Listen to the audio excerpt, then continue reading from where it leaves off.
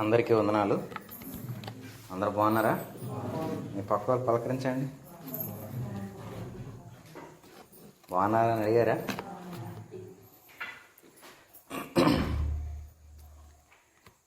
మనం నేర్చుకుంటున్నాం కదా, ఆత్మీయంగా ఎదగాలి అనే ఆశ మనకు ఉండాలి.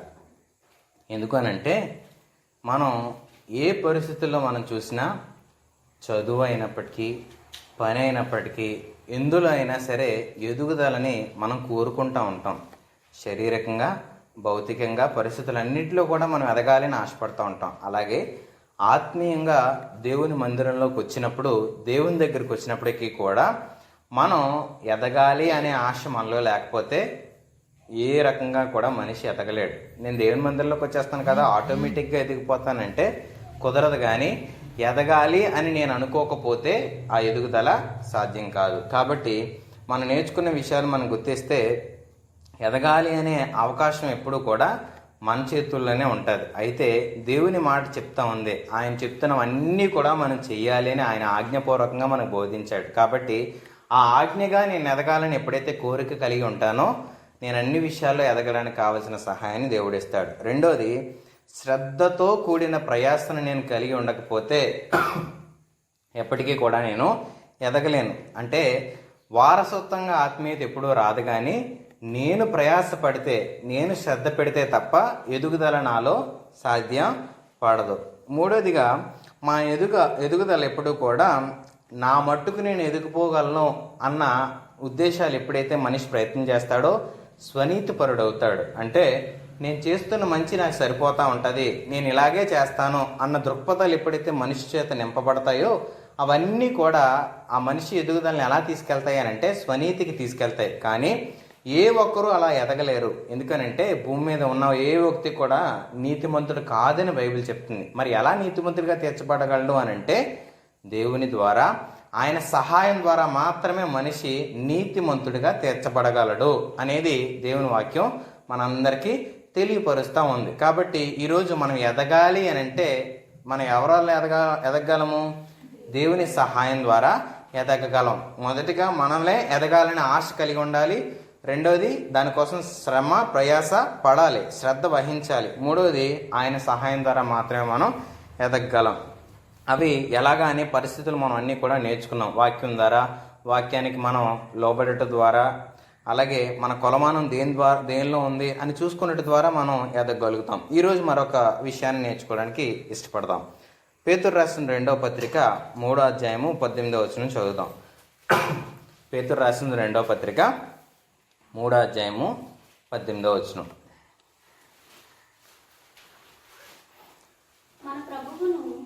రక్షకుడైన యేసుక్రీస్తు అనుగ్రహించు కృపయందును జ్ఞానమందును అభివృద్ధి పొందుడి, ఆయనకు ఇప్పుడును యుగాంత దినము వరకును మహిమ కలుగును గాక. ఆయన ఏ విషయాల్లో అభివృద్ధి పొందాలని మనకు చెప్తా ఉన్నాడు? పేజ్ నెంబర్ 220 నూతన నిబంధనలో పేతురు రాసిన 2వ పత్రిక 3వ అధ్యాయము 18వ వచనం ఏమనుంది? మన ప్రభువును రక్షకునైన యేసుక్రీస్తు అనుగ్రహించు కృపలోను, రెండోది ఎందులో ఎదగాలి? జ్ఞానమునందు అభివృద్ధి పొందాలి. ఈ రెండిటి విషయంలో మనం అభివృద్ధి పొందాలి అని చెప్పి దేవుని మాట మనకి తెలియపరుస్తూ ఉంది. కృప అభివృద్ధి కృపలో పొందాలి, రెండోది జ్ఞానంలో కూడా అభివృద్ధి పొందాలి. ఒకసారి చిన్నప్పుడు మాకు ఇంట్లో పాకెట్ మనీ ఇచ్చేవారు. అంటే రోజు స్కూల్కి వెళ్ళేటప్పుడు ఎంతో కొంత పిల్లలకి ఇస్తారా, రూపాయి, 2 రూపాయలు, 5 రూపాయలు అలా మాకు కూడా ఇచ్చేవారు. ఇచ్చిన తర్వాత మాకు ఏం చెప్పేవారు అంటే, దేవుడికి నువ్వు అందులోంచి ఇవ్వాలి అని చెప్పేవారు. సరే అని చెప్పి అందులో మనకి ఇచ్చి, చిన్నపిల్లలకి ఎంత ఇస్తారండి? తక్కువ ఇస్తారు. అందులో దేవునికి ఇవ్వాలంటే అలాగే. మా చిన్నప్పుడు నాకు తెలిసి పావలా కూడా పనిచేసేది. ఇప్పుడు రూపాయి పావలాలు ఎగిరిపోయి, పావలాలు అవి కూడా ఉండేవి. పావలాలు 10 రూపాయలు ఉండేవి. 10 పైసలు తెలుసు, కానీ మేము మా జమానాకు వచ్చేసరికి అవి వెళ్ళిపోయి. అయితే అలా ఇవ్వాలి అని చెప్పేవారు. సరే అని చెప్పి ఎంతో కొంత తీసి ఇచ్చేవారు. అయితే ఈ ఎండాకాలం సెలవులు, సంక్రాంతి సెలవులు, ఈ సెలవులు వచ్చేటప్పుడు అమ్మమ్మ వాళ్ళ ఇంటికి తీసుకొని వెళ్ళేవారు. అమ్మమ్మ వాళ్ళ ఇంటికి వెళ్ళిన తర్వాత వచ్చేసే ముందు అమ్మమ్మ పిలిచి చేతిలో ఎంతో కొంత డబ్బులు ఇచ్చేది.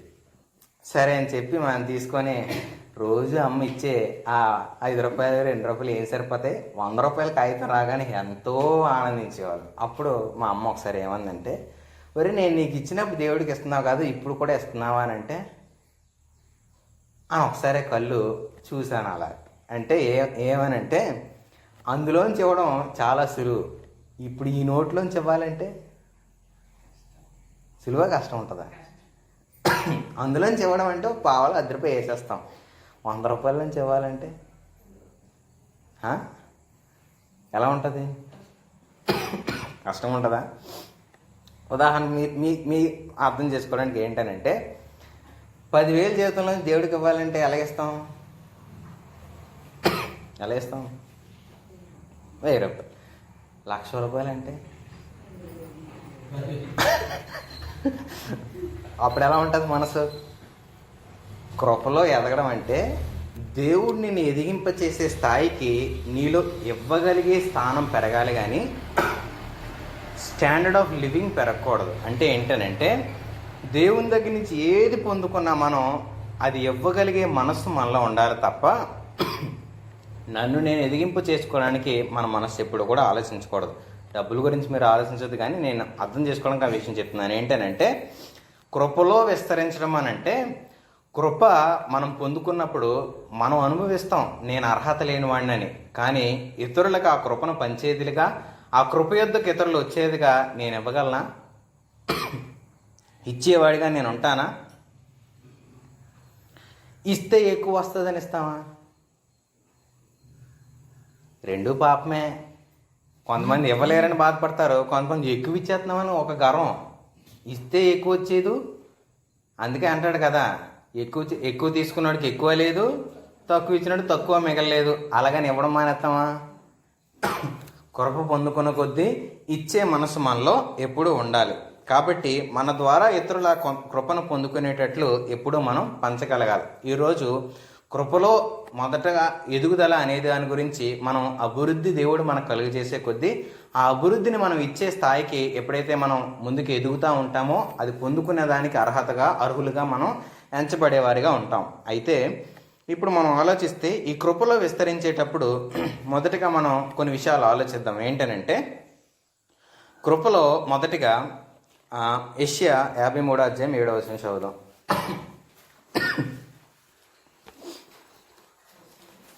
యెషయా 53:7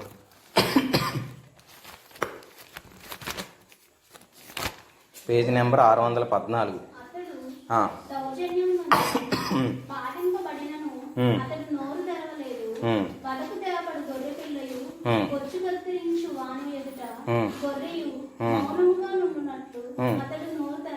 ఒకసారి ఆలోచిద్దాం. దౌర్జన్యం నొందెను, నోరు తెరవలేదు. గొర్రె పిల్ల బొచ్చు కత్తిరించు అని ఎదుట గొర్రెయు మౌనముగా ఉన్నట్లు అతను నోరు తెరవలేదు. గొర్రె అంట జనరల్గా ఆలోచిస్తే కొంతకాలానికి దాని చుట్టూ కూడా మందంగా పేరుకుపోయిన తన శరీరాన్ని ఆ ఊలిని కత్తిరించడానికి తీసుకెళ్లేటప్పుడు దానికి తెలియదు తన యజమానుడు ఎక్కడికి తీసుకెళ్తున్నాడో.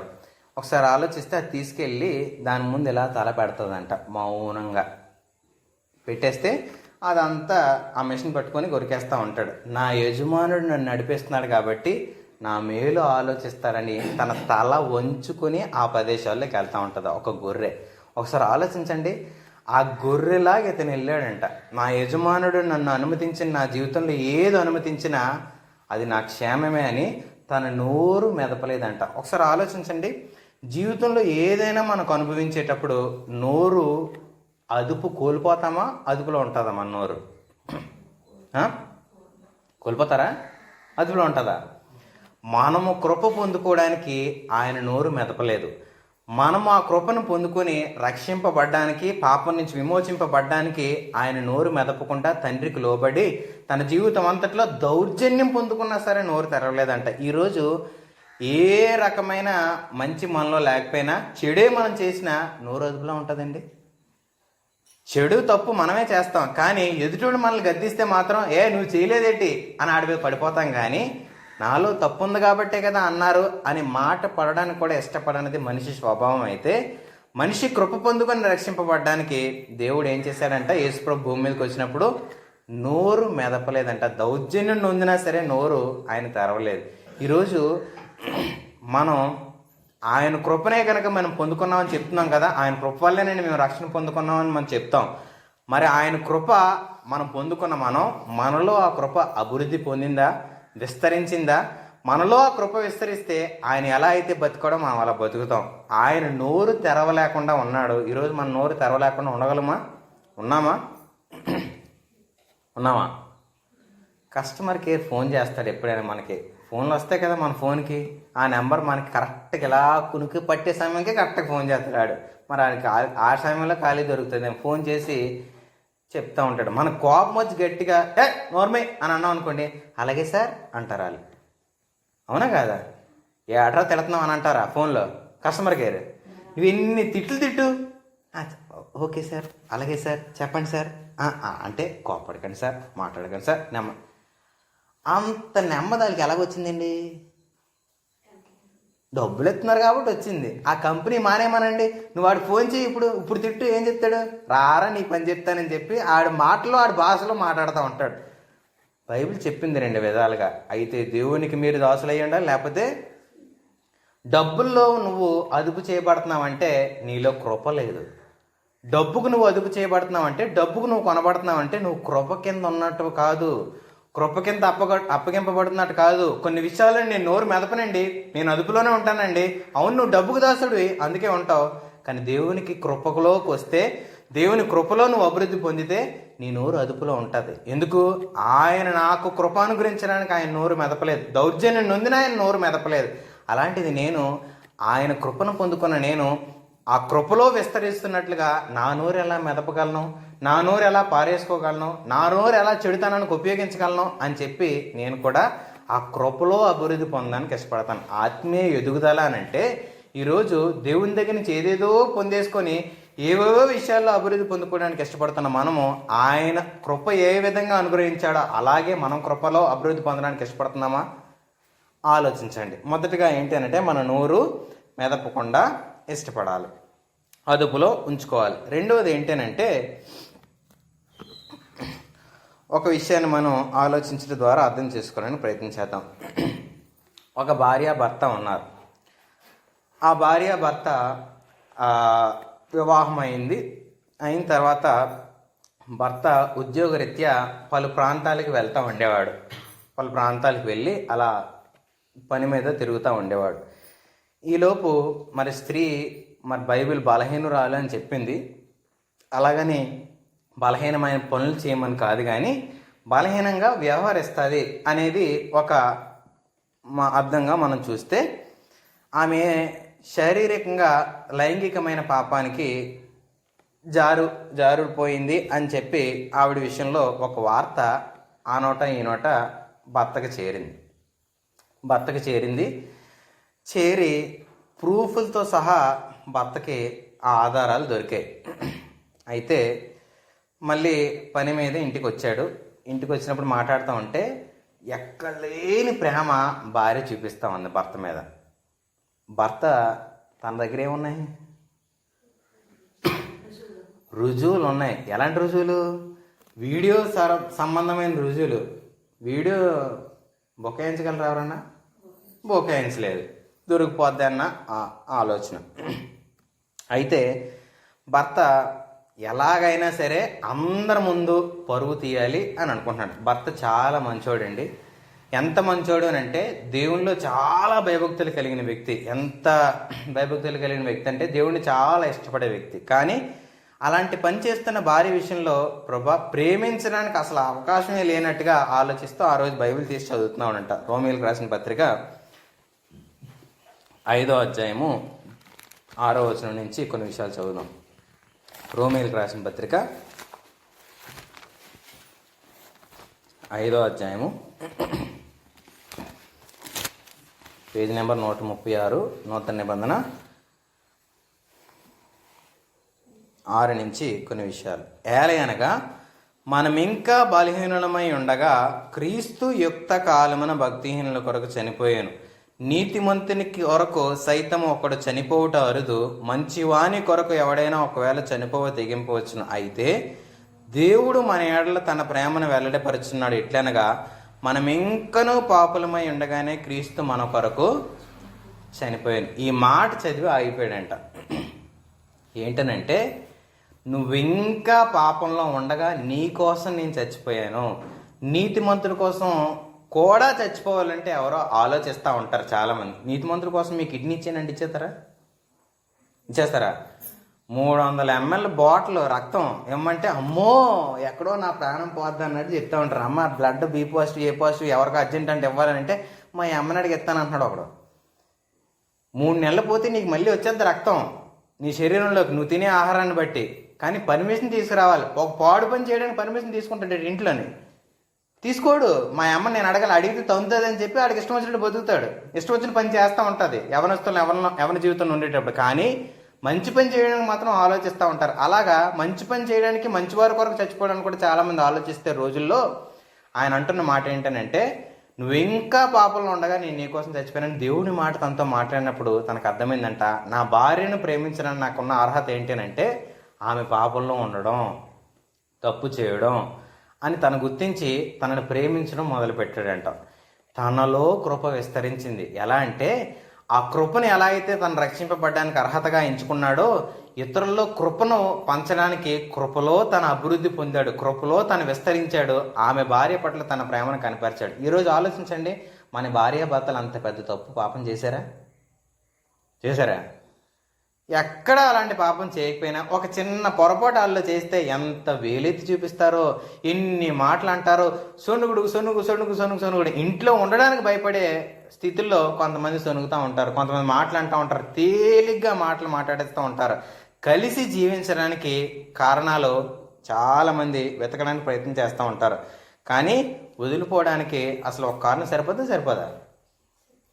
కలిసి జీవించడానికి కృపలో విస్తరించాలి. మనం కృపలో ఎప్పుడైతే మనం విస్తరించగలుగుతామో కలిసి జీవించడానికి మనం దేవుడు సహాయం చేస్తాడు. ఎన్ని కారణాలు ఉన్నప్పటికీ కూడా ప్రేమించి క్షమించి మనం ఆ కృపలో విస్తరించే వారిగా మనకి దేవుడు సహాయము చేస్తూ ఉంటాడు.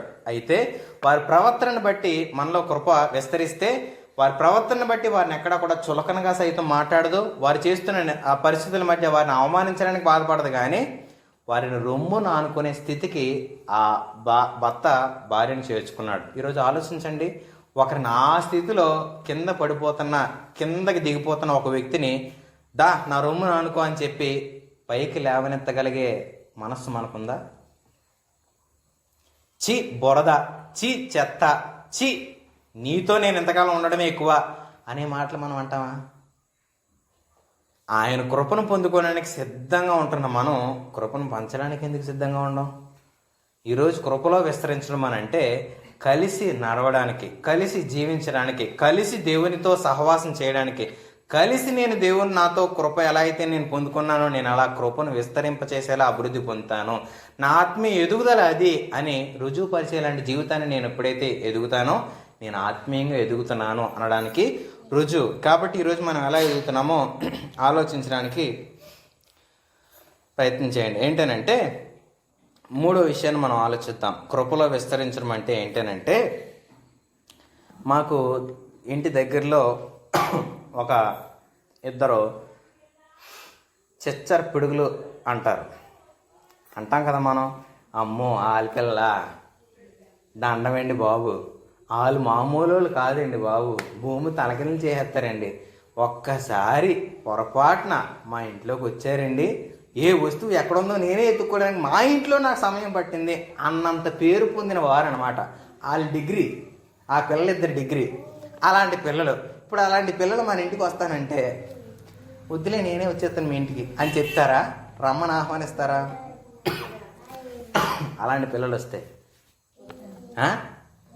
వస్తానంటే, మన ఇంటికి వస్తానంటే రమ్మంటారా? ఏం చెప్తాం వెంటనే మనం?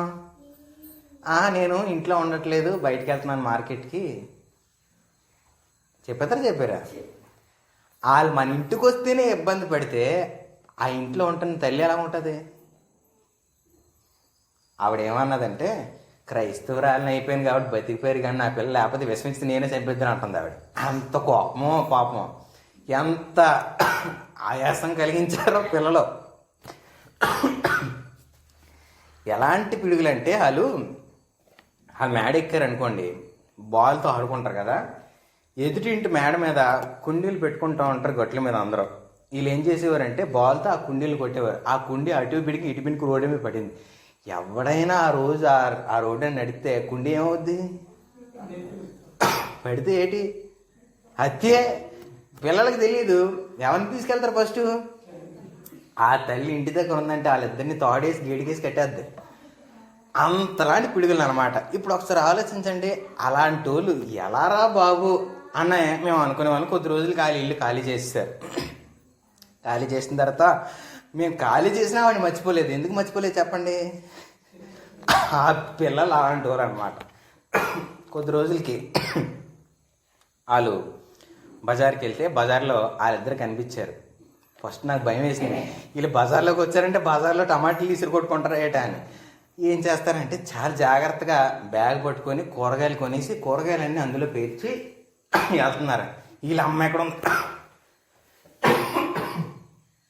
అమ్మ ఎక్కడుందరా బాబు అని నేను ఎత్తుకుతున్నాను. ఎందుకనంటే వాళ్ళ అమ్మ ఇప్పుడు వాళ్ళని భయపడుతూ ఉండేది కదా ఎక్కడుందని. వాళ్ళ అమ్మ జాయిగా వెనకాతలు వెళ్తుంది. వాళ్ళిద్దరు అన్ని పనులు చేస్తూ ఉన్నారు.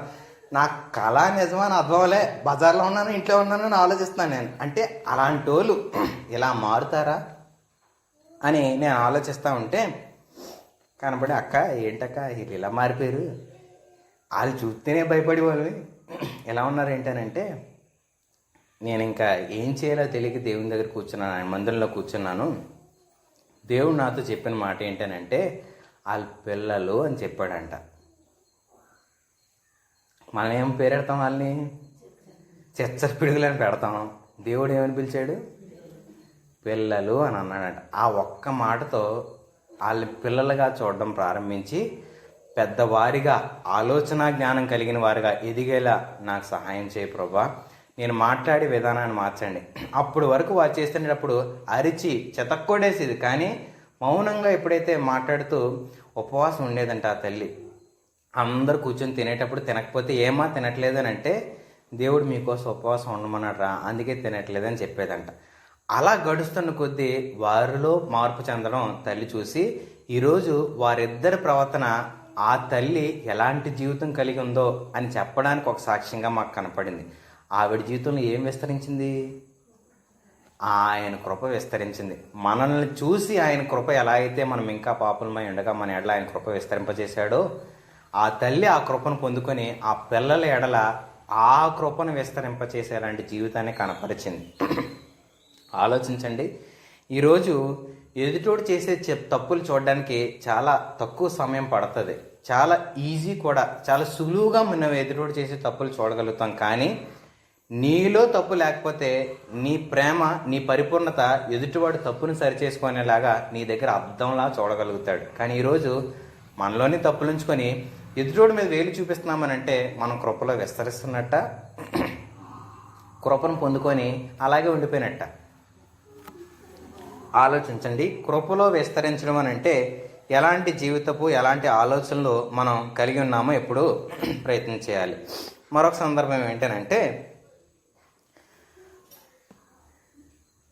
మన ఇంట్లో వ్యక్తులు కాకుండా బయట వ్యక్తులు మన ఇంట్లోకి వచ్చారనుకోండి, అంటే ఏమన్నా వివాహం అయింది అనుకోండి. వివాహం అయిన తర్వాత మన ఇంటికి కొడుకుంటే ఎవరు వస్తారు? మన ఇంటికి కోడలు వస్తుంది.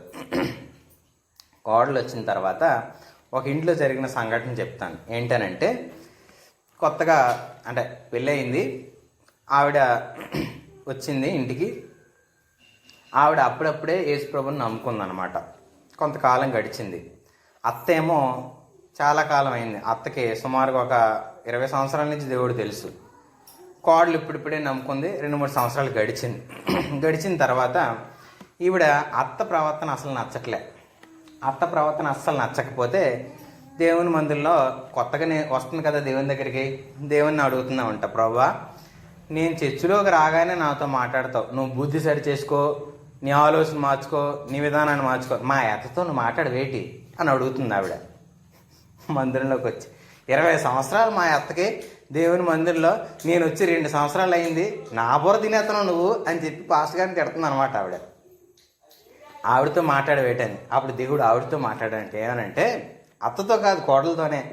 ఏమనంటే, నేను ఆవిడతో నీతోనే మాట్లాడతాను, నిన్ను సరిచేస్తాను, నీ ద్వారా ఆవిడ సరిచేయబడ్డానికి నా కృప నీకు విస్తరింప చేస్తానని చెప్పాడు.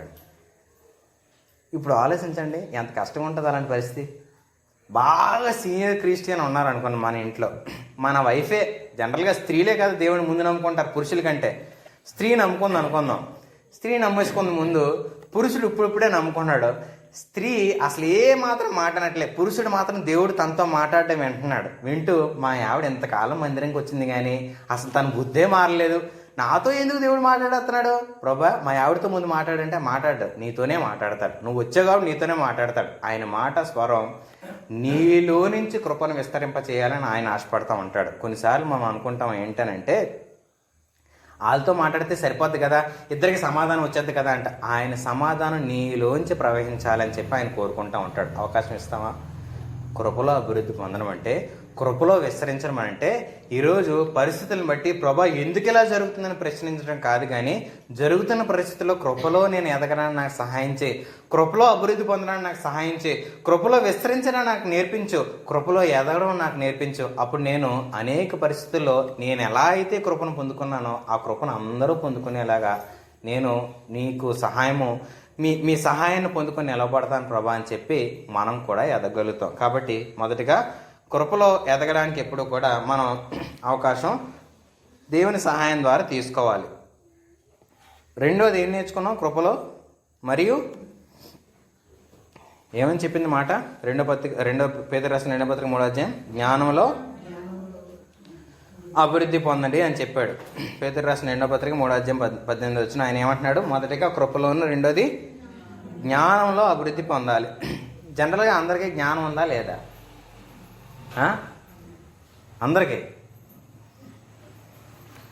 జ్ఞానం లేదన్నా వస్తుంది. 2 పనులు చేస్తే జ్ఞానం వస్తుందంట. ఏంటనంటే, మొదటిది ఇల్లు కట్టడం, రెండోది చూసారా వెంటనే ఇల్లు కట్టడం, రెండోది ఎందుకు ఇంటి కట్టడం పెళ్లి చేయడం? అప్పులు అవుతాం కదా. అప్పు అయితే ఆటోమేటిక్ జ్ఞానం వచ్చేద్ది. అయ్యే బాబాయ్, ఈ 2 పనులు దూరకూడదురా నాయన.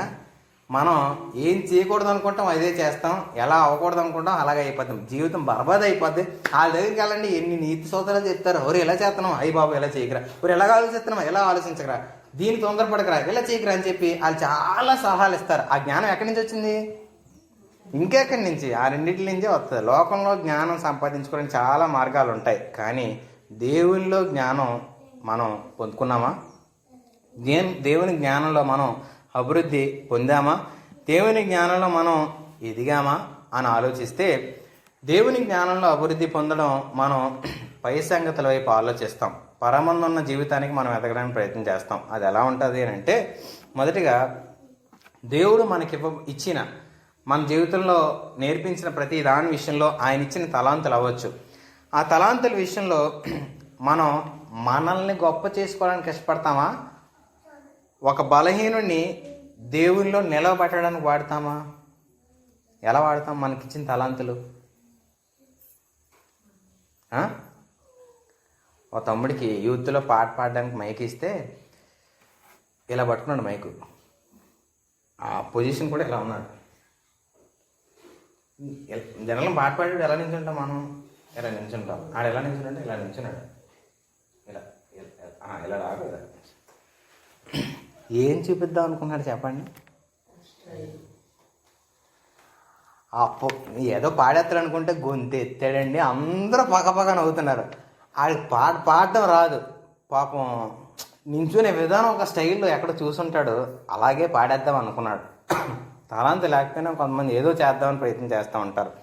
కొంతమంది ఇవ్వబడిన తలాంతులతో వారు దేవుని సైతం మర్చిపోయి అదే దేవుని పనిగా మారుతూ ఉంటారు. ఆ మాటలు ఒకసారి ఆలోచించండి. ఏంటనంటే, దేవుడు నీకు ఇచ్చిన తలాంతు దేవుని కొరకు ఉపయోగించడం మానేసి దేవుని పనిలో భాగంగా వినియోగించడం అనేసి అదే దేవుని పనిగా చేస్తూ ఉంటారు. ఎలాంటిదని ఇప్పుడు పొరపాటున నేను ప్రార్థన చేస్తే దయ్యం వెళ్ళిపోయింది అనుకోండి, ఆ వెళ్ళిపోయిన దాన్ని బట్టి ఏం పేరు పెడతారు చెప్పండి అతనికి? ఏ పాస్టర్? దయ్యాల పాస్టర్ అండి. ఆయన దగ్గరికి వెళ్తే ఏమవుతాయి? దయ్యాలు పోతాయి. పొరపాటు నేను ప్రార్థన చేసి స్వస్థ వచ్చింది అనుకోండి, ఏం పేరు పెడతారు? స్వస్థతావరం కలిగిన పాస్టర్ గారు లేకపోతే ఏదో పెడతారు. నేను ప్రార్థన చేస్తే అద్భుతం జరిగిపోయింది అనుకోండి, అప్పుడు అద్భుతాలు జరగాలంటే నువ్వు ఆ ప్రదేశానికి వెళ్ళాలి, స్వస్థత జరగాలంటే ఈ ప్రదేశానికి వెళ్ళాలి, దయ్యాలు పోవాలంటే ఆ మూలకి వెళ్ళాలి. పరిచర్య ఇదా? పరిచర్యలో భాగమా? ఈరోజు దేవుని కొరకు పిలవబడిన ఏర్పరచబడిన వారి జీవితాల్లో జరిగే పనులు చాలా ఉంటాయి, కానీ అవే పరిచర్య కాదు. కానీ ఈరోజు నేటి కాలంలో దేవుడు మనకిచ్చిన తలాంతుల్ని దేవుని మహిమాత్మే వాడట్లేదు, దేవుని దగ్గర రావడానికి ఉపయోగించట్లేదు, వారిని గొప్పవారిగా చేసుకోవడానికి వాడుతూ ఉన్నారు. జ్ఞానం ఏంటి అంటే ఏ పరిస్థితుల్లో దేవుని చేత నేను ఏది పొందుకున్నా దేవుడిని ఎలా మహింపరచగలను, దాని ద్వారా దేవుడిని ఎలా సంతోషపరచగలను అనే దృక్పథానికి నేను మొదటగా రావాలి. అది జ్ఞానంలో అభివృద్ధి పొందడం అంటే.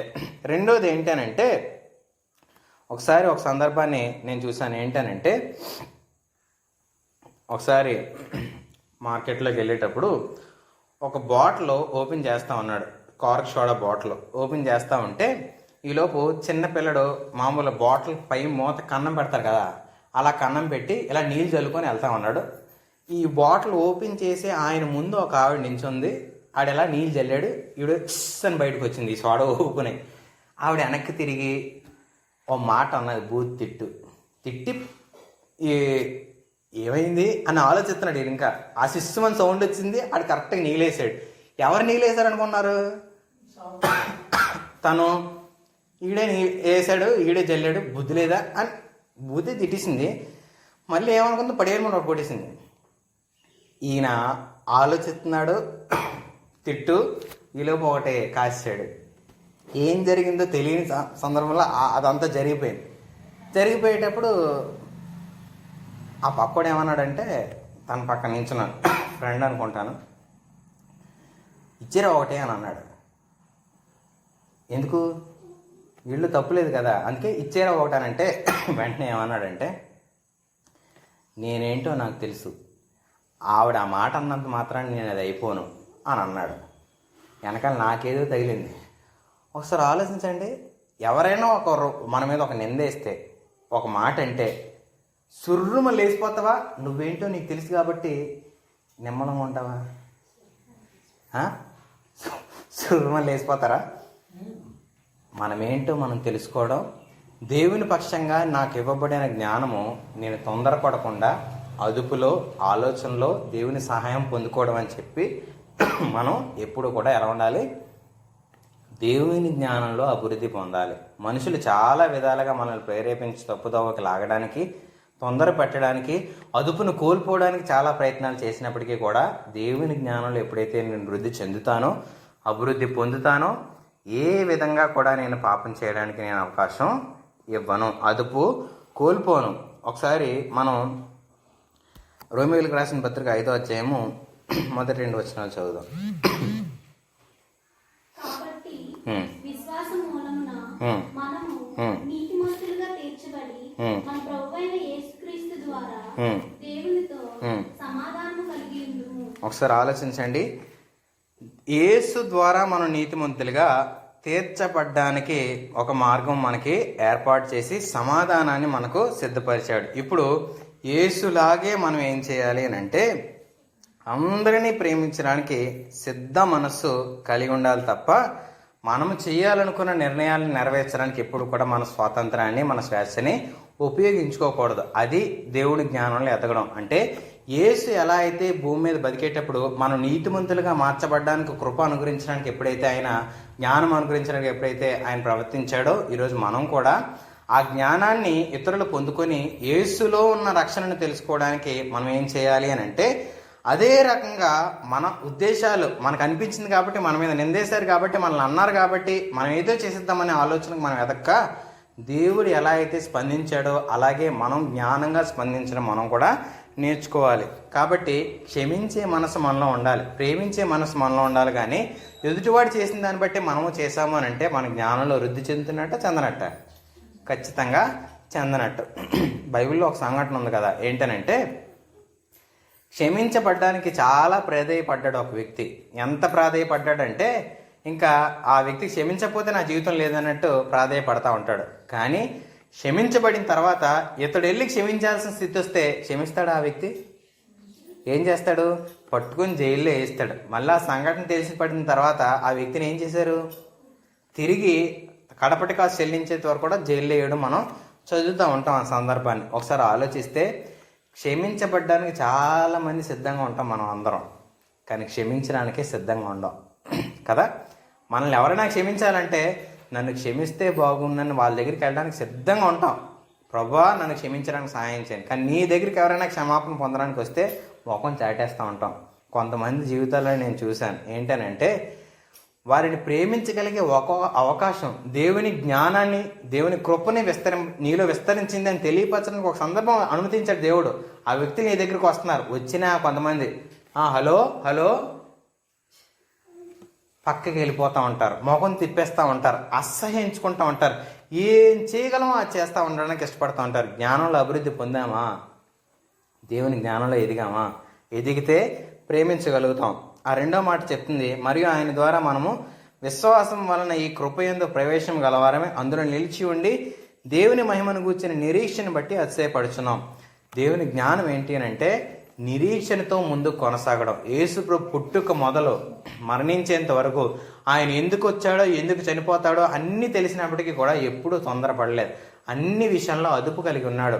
ఎంతమంది తొందరపెట్టి ఇల్లు నువ్వు పండగలు అందరి మీద నీ ఆశ్చర్యక్రియలు చూపించని అన్నదమ్ములు సైతం వారి విశ్వాసం లేకుండా ఆయన్ని తొందరపెట్టినప్పటికీ కూడా తన జ్ఞానం దేవుని మీద ఆధారపడి దేవుని నిర్ణయాన్ని నెరవేర్చడానికి అందరూ ఆయన కృపలో విస్తరించాలి, అందరూ ఆయన జ్ఞానంలో విస్తరించాలి అని అందరూ ఆ ఎదగాలని దేవుడు ఆశపడుతూ ఎక్కడా కూడా తొందరపడకుండా ఆ జ్ఞానంలో దేవుని అనుకూలమైన సమయంలోనే మరణించడానికి ఇష్టపడ్డాడు. ఈరోజు దేవుడు మనతో నేర్పిస్తున్న మాట, ఆయన కృపలో మనం ఎదగాలి, రెండోది ఆయన జ్ఞానంలో ఎదగాలి అని ఆయన ఆశపడుతూ ఉన్నాడు.